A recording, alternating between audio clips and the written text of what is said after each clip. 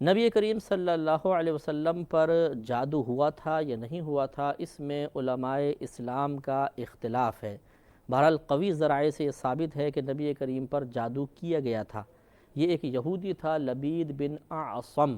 اس نے اور اس کی بیٹیوں نے مل کر نبی کریم صلی اللہ علیہ وسلم پر جادو کیا تھا، لیکن یہ جادو صرف نبی کریم کے ظاہری جسم پر، اعضائے ظاہرہ پر اثر انداز ہوا، جس سے آپ وقتی طور پر بیمار ہوئے، لیکن آپ کے عقل مبارکہ پر، آپ کے قلب پر، آپ کے حواس پر اس کا کوئی ایسا اثر نہ ہوا کہ جس کی وجہ سے احکام شرعہ بگڑ جاتے یا آپ شریعت کے معاملے میں کوئی غلط فیصلہ فرما دیتے یا کوئی غلط حکم جاری کر دیتے۔ اس طرح کا کوئی گہرا منفی اثر طاری نہیں ہوا۔ نبی کریم صلی اللہ علیہ وسلم بیمار ہوئے تو پھر آپ نے کچھ عرصے انتظار فرمایا، جتنے اللہ تعالیٰ کی مرضی تھی جبریل امین نازل ہوئے اور بتایا کہ فلاں ایک کنویں میں ایک پتھر کے نیچے کچھ ایک اس کو کھجور کا گابھا کہتے ہیں، پھول جس کو کہتے ہیں کھجور کا، کبھی آپ نے کھجوریں لگتی ہوئی دیکھی ہوتے، خول سا پہلے آتا ہے، اس میں پھول ہوتے ہیں، پھر اس میں کھجوریں بن جاتی ہیں، وہ گابھا آپ نکلوائیے اور اس میں ایک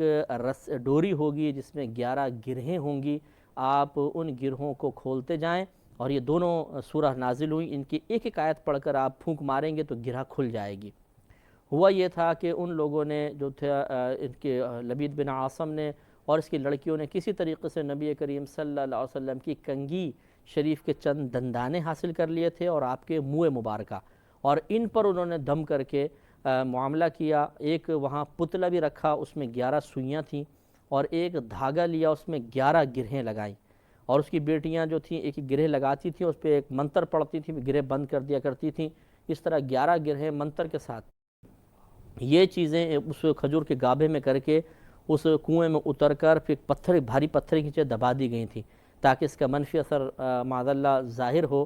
بس کچھ عرصے رہا، اور پھر اس کے بعد نبی کریم صلی اللہ علیہ وسلم پر جب یہ جبریل امین کی طرف سے معاملہ منکشف ہو گیا، اللہ تعالیٰ نے منکشف فرمایا، وسیلہ جبریل امین بنے، تو حضرت علی کرم اللہ وجہہ الکریم کو نبی کریم صلی اللہ علیہ وسلم نے بھیجا کہ علی جاؤ اس کنویں کے اندر یہ چیزیں ہوں گی۔ حضرت علی تشریف لے گئے، پہلے تھوڑا سا پانی نکلوایا گیا، وہ پتھر نظر آیا، آپ نے پتھر ہٹایا تو نیچے گابھا نکلا، وہ نکال لائے اور دیکھا کہ واقعی اس میں کنگھی مبارکہ کے چند دندانے آپ کے منہ مبارکہ تھے، ایک پتلا تھا جس میں 11 سوئیاں تھیں، اور ایک ڈوری تھی جس میں 11 گرہیں تھیں۔